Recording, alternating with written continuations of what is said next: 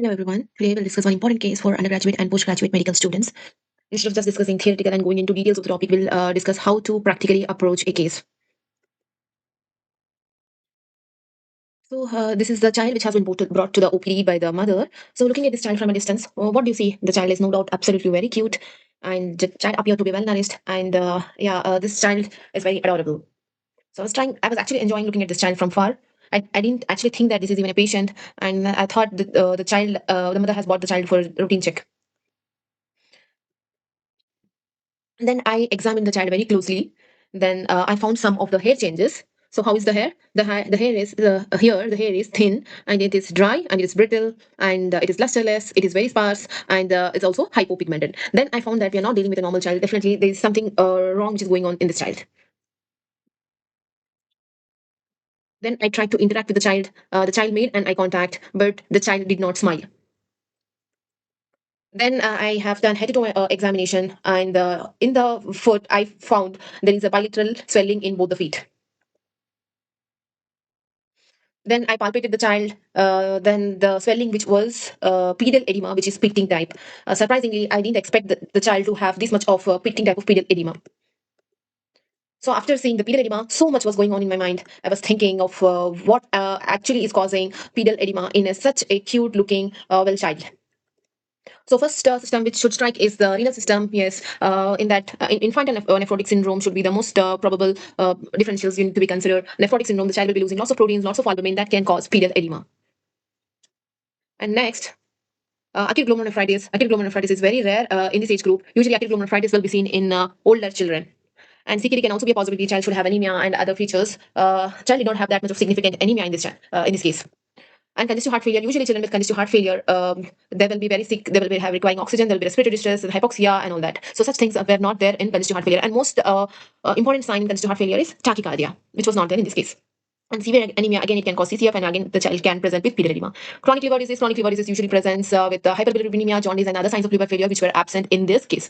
And congenital hypothyroidism, yes, you need to consider this as a differential diagnosis, very important. Differential diagnosis, in fact, congenital hypothyroidism, again, it will present with a developmental delay, and also child will be having weakness, and a child can have pedal edema, which is of non-pitting type. Yes, sepsis and capillary leak syndrome can also be a probability. But child will have a high grade fever, child will be sick, child will be toxemic, and in this case, the child is vitals were very stable. And lymphedema, again, it can cause a non-pitting type of pedal edema, which is also called as Milroy's disease. DVT, yes, which is very rare, but still a possibility. Angioedema, again, angioedema is usually seen on the face and the lips. Only in the lower limbs, it's very unlikely. Genetic syndromes, yes, you need to consider genetic syndromes. If it is a female child with syndromic appearances and other syndromic features, you need to consider Turner syndrome. Turner syndrome can also present with the lower limb swellings. And hypoalbuminemia and secondary to the malnutrition, which is very more common in less than 5 years, and protein losing enteropathy is less likely cause. So these are all the differential diagnoses need to be considered whenever a well appearing child presenting with lower limb swellings, well appearing child presenting with pedal edema. Then after thinking about all these differential diagnoses, then I took some history from the mother. So the first question which I asked the mother was the age of the child. So in this case, looking at this child, the baby, he appeared to be around 9 to 10 month old.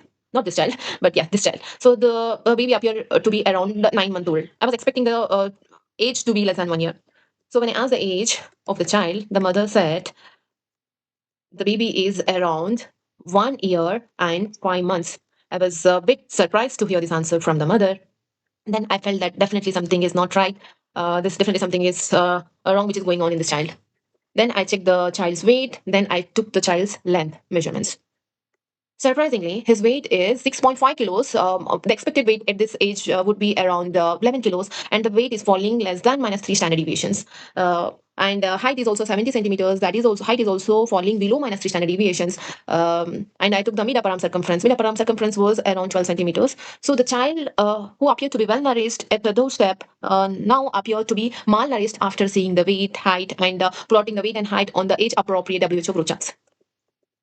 So after taking the anthropometry and the history, then our most likely diagnosis was kwashiorkor. So you are dealing with a case of severe acute malnutrition. Severe acute malnutrition can present as marasmus, can present as kwashiorkor. This child had kwashiorkor because the child has visible edema, there is no visible wasting, and there is also a stunting. So this child is having kwashiorkor. So again, kwashiorkor is a diagnosis of exclusion. You have to do the test to rule out underlying systemic causes for stunting.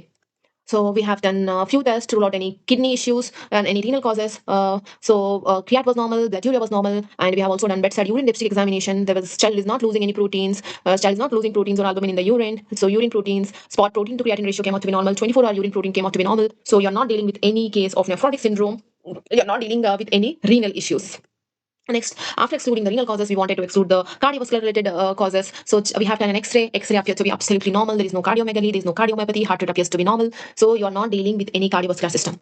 Then next is the liver. Liver enzymes were normal. Bilirubin is within the normal range. Yes, albumin is towards the lower side, but it's not too low also. So we are not dealing with any liver causes. We have also done the thyroid test because the child appeared to be a little lethargic. He's not much interested in the surroundings. So we wanted to exclude hypothyroidism. We have done thyroid profile, TSH, T3, T4, everything came out to be normal. And we have done a stool examination, and child is not having any diarrhea or any symptoms suggestive of any GIT tract. We also have done some blood investigations to rule out sepsis. His hemoglobin appeared to be on the lower side. Like mild anemia, he did not have a very significant anemia, and he did not have any sepsis. Then after coming to a diagnosis of kwashiorkor with pedal edema, then we have to follow the WHO standard protocol to manage this child. So you need to follow the 10 steps of WHO to manage this child. So you have to check the blood sugars. Blood sugars were normal within this child, and his temperature was normal, maintaining. There was no hypothermia. He's not appeared to be dehydrated. Electrolytes we have done that came out to be normal. There was no hyponatremia or hypokalemia. Infections, yes, this child also had fever. So fever, he did not have any cough. He did not have any cold. We have done X-ray. We have excluded. There's no pneumonia, no distress. So there is a fever without focus. Fever persisted for about 3 to 4 days. So we have also done COE and also urine culture and sensitivity. So fever without focus in severe acute malnutrition. Always you should consider urinary tract infection. Yes, this child had urinary tract infection. We have treated with appropriate antibiotics. This child had simple UTI. This child did not have any complicated UTI. There was no pyelonephritis. We have done ultrasound abdomen to exclude pyelonephritis. So we have treated as simple UTI or febrile UTI. And after treating infections, we have supplemented this child with micronutrients, copper, zinc, magnesium, vitamin A, and everything. And iron to be supplemented in the rehabilitation phase after the infection subsides. Then we had to start the child with feeding, cautious feeding. You have to be very careful when you're starting feeding, because there can be risk of complication. The child can land up in refeeding syndrome. So initially you should be very careful, more aggressively monitoring the child. So initially you have to start with only 62.5% of the requirement.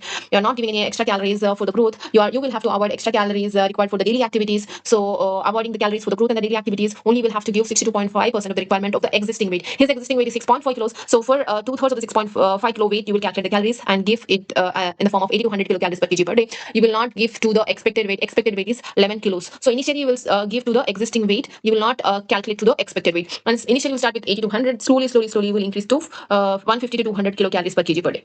And again, the same with the proteins. You should start with the slow proteins like 1 to 1.5 gram per kg per day, and slowly you have to increase to 3 to 4 grams per kg per day, with aggressively monitoring the child, making sure that the child is not landing up in refeeding syndromes. And of the calories, make sure that you give 10 to 15% of the calories, should be of fats. So we have started the child very cautiously. We have started him with the F75. We have slowly switched to the F100 diet after he tolerated well. So we actually, I'm showing this picture, but we did not include any commercial products. We have made our own F75 and own F100 within our own hospital. We had prepared F75 and F100 in the hospital. We did not use any kind of commercial products in managing this child. Then we have included the proteins, egg proteins, which has more bioavailability. We have started it very slowly so that the child could tolerate it well. Then we have explained about the balanced diet to the mother, and we have explained it in her own local language so that she can follow even after going to home.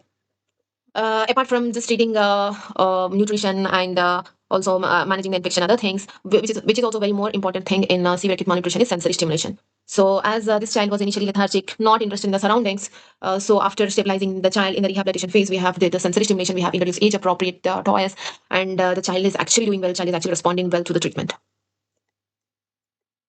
So this is a picture of the same child on day 10. The edema has drastically decreased, and we can see the changes. This is on day 12.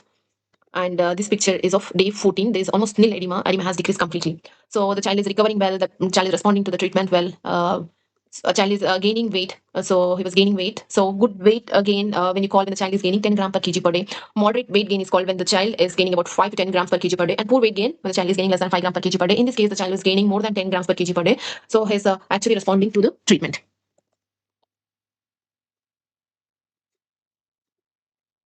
Yeah,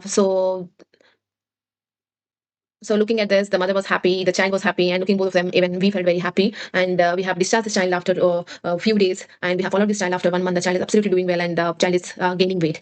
So now we have discharged the child with a diagnosis of kwashiorkor of grade 1. So this child, the final diagnosis is severe acute malnutrition with grade 1 of kwashiorkor. So what is grade 1? Grade 1 of kwashiorkor is having only just pedal edema. Grade 2 is pedal edema plus facial edema, and grade 3 is pedal edema plus facial edema plus paraspinal and chest edema, and grade 4 is pedal edema plus facial edema plus paraspinal chest edema plus ascites. So this child did not have any facial edema, this child did not have any paraspinal or chest edema or ascites. So this child has only pedal edema. So we have classified as grade 1 of kwashiorkor. As this child presented early, child also recovered early to the treatment.